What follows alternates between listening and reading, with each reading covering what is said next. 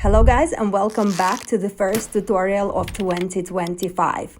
It is very cold in London, and although we do not have much snow, there is plenty of hoarfrost everywhere. So I think it's a perfect time for the winter makeup tutorial. As usual, here is our before and after. Today I will be using a lot of different shimmery eyeshadows and shimmery products. Of course, I will link everything in the description box below. By the way guys, it is a perfect timing for you now to stop this video and leave a comment underneath. And I begin with the skin. I have already prepared Sarah's skin, and I'm using Armani's Luminous Silk Foundation. This is a staple product in my kit, and I have used it for many years. I go back and forth, but it is always in my kit. It's called Luminous, but I will be honest with you, it is not the most reflecting foundation in my kit. The great thing about this foundation is that you can adjust its finish depending on your skin prep. For Sarah today, I have used Estée Lauder's Perfecting Primer, the Illuminator underneath the foundation, so her skin is a little bit more on a glowing side today. To prepare the eyelids, I'm using NARS Radiant Creamy Concealer, and as you can see, I'm applying it in a very fine layer.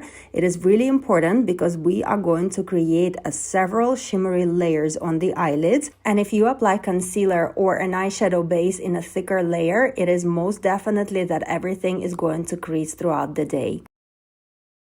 Next, I'm going to define the near lash area using Limbos eyeshadow stick in the shade Truffle. It is very beautiful, deep brown, long-wearing eyeshadow stick that is waterproof. However, it does allow you some time to blend it out before it sets, so it's very user-friendly. As you can see, guys, there is plenty of time before the eyeshadow fully sets and becomes transfer-proof. So here I am taking the bullet brush and blending all the residue into the crease area. This will allow me to create a slight definition of the eyelid, as later on we will be applying a lot of different shimmery eyeshadows. All the shimmers I selected today are of light color, so without the depth of the crease, the eyeshadows can appear a little bit flat. So now I need to prepare a good base for the shimmer to stick on, and the first eyeshadow I am using is from Lisa Eldridge in the shade Cressida.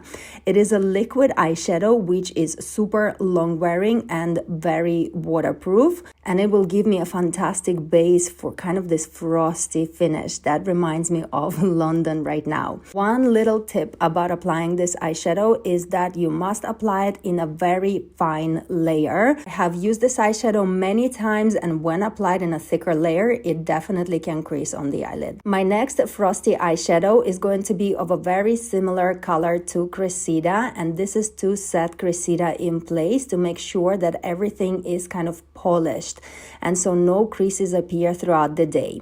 This is my new palette from Rituals, which is really unusual as they don't produce a lot of makeup, but when I was shopping in Rituals, it caught my eye, so I decided to purchase this palette, and today was the first time using it. Now that we have overlaid the eyelid with the frosty eyeshadows, I want to go back and define the crease a little bit further. So for this, I'm using this nude eyeshadow from Little Angels palette, and you guys know I have used it in my previous videos. I still love the packaging and the quality of the eyeshadows. So what I'm doing now is with a soft blending brush, I'm just going over the contours of the eye and softly blending it into the temple.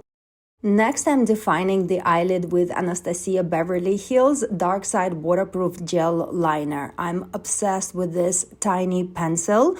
It's very fine and it's really easy to use. It's very soft and it sets quite quickly, guys, so you have to act really fast. So as you can see, I'm blending everything into the 3/4 of the outer part of the eye. This is where I want the most of the definition to appear. I will later on follow up with another gel liner to define the line a little bit more, but for now I'm going to move on and add some false lashes.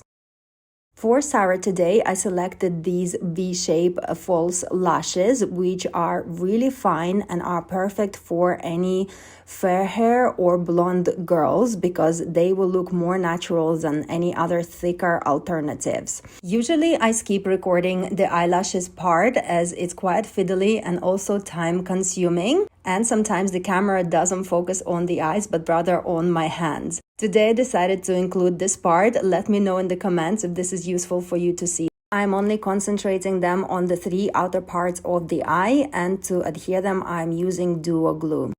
So while the lashes are drying, I'm moving on to the under eye area. Before I apply concealer, I am applying Rodial Banana Lowlighter, which is almost like a concealer, but it has a very strong reflective properties in it. Sometimes I use it on its own, but today I wanted a stronger coverage underneath the eyes, so I'm using this one first. And as I'm going to apply more layers further down the line, I am pushing Rodial concealer into the under eye area with a wet beauty blender. This will remove an excess from underneath the eye, and I can go over with another layer of Laura Mercier concealer, which will be fuller in coverage. I'm repeating the previous step and I'm applying the concealer with a flat synthetic brush first.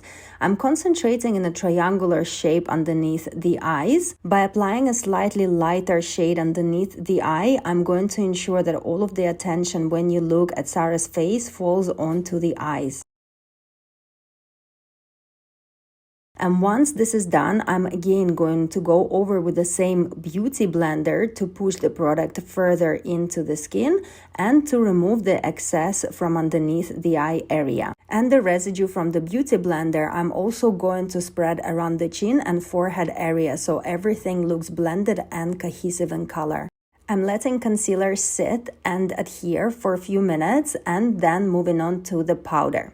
For the powder today, I selected Charlotte Tilbury's Airbrush Powder, which is fantastic. Not only it sets the concealer in place, but it also removes the shine and visibly smooths and blurs the surface of the skin. This is one of my favorite powders in my kit, both for models and for private clients, and I use it often for the weddings and red carpet events. Now that the skin is powdered, I can move on to the blusher. Today I'm using Jones Road The Best Blush in the shade Rosy, and I'm applying it on the highest points of the cheeks, close to the outer part of the eye. And actually I'm also going to apply it on the temples and later on onto the eyes as well. Now guys, if you noticed, today I did not use any creamy blushers underneath this Jones Road blusher, so you can really see how pigmented it is. I love her products as they're vegan and also cruelty-free, and the packaging is very tiny, very lightweight and compact, so it's really easy to stash them in my kit and carry around a few shades. It is also buildable. As you can see, I'm going back and adding another layer and the color becomes more intense.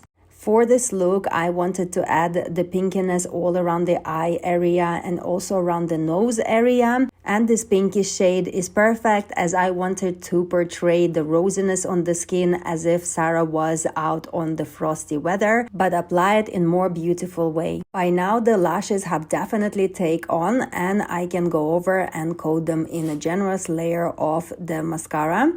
This one is from Anastasia Beverly Hills, and it's called Lash Brag Mascara. I have used this tub for over a month now. There is a very generous amount of the product in this tub, which is making me really happy. There is nothing worse than having a mascara that finishes in a few weeks' time. This one definitely does not, and I really love how several layers of it can build the lash to fullest. Now I'm moving on to the brows. Sarah has fantastic eyebrows and actually there is not much to do. I'm brushing them out to see if there is any gappings in the brow hairs, and I'm going over with NYX Brow Pen in the shade Blonde and filling in any potential gaps just so the brows look a bit fuller.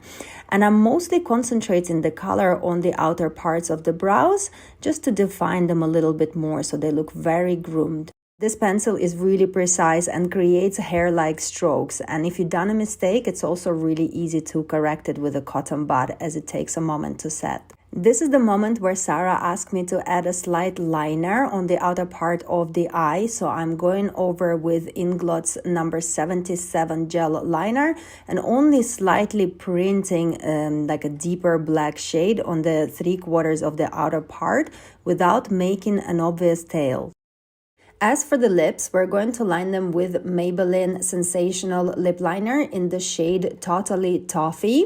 And I'm only going to concentrate the liner on the edges of the lips and also a little bit in the inner parts with the lips touched together. This will allow me to create the 3D version of the lips and add the depth to these parts. Once I line the lips, I then switch onto the fluffy brush and blend the edges. My goal here is to create a slight wash of color, leaving the outer parts of the lips almost color-free so the natural shade peeks through. This color and its application reminds me of a rose petals, and once I finish blending, I'm then going to coat them in the lip gloss. For the lip gloss, I'm using my new Armani Prisma Glass Hydrating Lip Gloss with squalene, and the color is Sugar Halo. It's very beautiful, pinky, super highly reflective shade. And once I coat the lips in the shade, it literally reminds me of frost-coated rose petals. And I truly don't feel like we need any lipstick underneath the lip gloss, as I really like this graduation on the lips and how the high shine gloss overlays them. Looks really yummy. As usual, after I have applied the lipstick, I'm feeling like the blusher stepped back, so I'm going over and actually mixing two NARS blushers together. One is in the shade Sin, which is their main collection, and the other one is Loves Me Not, which was a limited edition, so unfortunately you cannot get it anymore. The look is almost finished, but as they say, the devil is in the detail. So to fully complete the look, I'm going to show you another few wonderful products. This is a single eyeshadow in the shade Lilac Haze from the brand FLORASIS, and I'm going to add it to the bottom eyelid. I feel like final touches like this make all the difference. It's a minor and sometimes untraceable details that make the look completed. And also by adding more powder eyeshadow underneath the eye, you are actually setting the concealer better. So if your under eye area tend to crease a lot, try adding powder eyeshadow underneath the eye, even if it's of neutral color. This will help with creasing. There is one more eyeshadow I want to show you, but before I do that, I'm going to slightly define the contours of the face. Sarah loves having some definition. I wasn't planning on it, but as Sarah asked me to kindly contour her face, off I go, making my model happy, adding my new Gucci bronzer all around the contours of the face. And indeed, it did take the look to the next level, so I'm super happy I've listened. Next little trick how to make powdered skin appear more silky is by adding this Hourglass Candlelight powder onto the contours of the face. So as you can see, it's a very slight shimmer that it creates. It reflects the light, but it doesn't look like a highlighter. Once it's applied over the powder, it actually almost like it doesn't shear it down, but it creates the appearance of less powdered skin, if that makes sense. Again, it's a very slight detail, but it makes all the difference. All right, guys, next on to the highlighter. And if you watched my Christmas video, then you saw me showing this product to you. And now I finally have a perfect excuse to show it in action. So as you can see, one layer is super reflective and it's very buildable as well. So it's almost buildable to metallic finish if you like. And later on, I'm going to show you how to punch this highlighter further. But for now, I'm brightening the waterline with Charlotte Tilbury's Eye Cheat, and I'm applying it with the flat brush for the reason that I don't want the waterline to be super white. I only want a wash of color, and this is why I dispersed it on the back of my hand, and from there I'm applying it with the brush. Alright guys, now final eyeshadow. I promise you this is the last one. And this is actually highlighter from Fenty Beauty. It is Diamond Bomb in the shade How Many Carats, and I adore applying it with a finger all over the eyelid. And this, guys, oh my god, that looks like magic. When the harsh light hits the eyelid, everything starts to sparkle. This little gem of a highlighter is perfect for evening makeup looks. Now that the look is nearly completed, I would like to emphasize on a natural beauty. And Sarah has two gorgeous beauty marks, which I am now opening with the pointy cotton pad and a little bit of BIODERMA micellar water. Next, guys, I'm going to show you how to punch this highlighter further. So for this, I'm going to use the Dewy Mist from Anastasia Beverly Hills, and I'm only going to spray it on the highest points of the cheekbones. And can you see the magic? Can you see how much the highlighter turns into more metallic shade, which is perfect for this winter makeup tutorial. Of course, there is no tutorial without the body makeup, if this is my tutorial. So today I am using Patrick Ta's She Is Glossy All Over Balm, and guys, I think I have found a perfect brush for it. I was in Superdrug the other week and I have picked up this Bee bronzing brush, and this now is truly one of my favorite for the body makeup application. Is huge and it's so soft and it blends everything deeply into the skin. Of course, I'll add all the products, including the brushes, in the description box below. Guys, I promise you, final touch up. Now that I have sprayed the face with the reflective mist, the middle of the face stopped being as matte as I would like it to be. So I'm actually going over one more time with the Charlotte Tilbury's powder to mattify exact areas which are underneath the eye, in the middle of the forehead, and a little bit on the chin. My goal here is to keep these areas velvet to matte, and the rest of the face, which is the lips, the eyes, and the sides of the face, really glowy. So that was my idea for the look, and this is what I'm doing. So this is our final look, as usual, final touch-ups on hair and before and after. Well done for sticking till the end. It's been now 4 hours of me trying to voice the video over, so if you stayed watching until the end, leave a comment below letting me know that you are here with me. As usual, guys, the amount of effort that goes into producing these videos, I cannot even explain you. It really takes a full 3 days to produce and release a video for you. So all of your comments, likes, and shares are super appreciated, so I can continue creating and so my channel continues to grow. Otherwise, what's the point? Thank you very much for watching. Love yous and leave yous, and see you on my next one.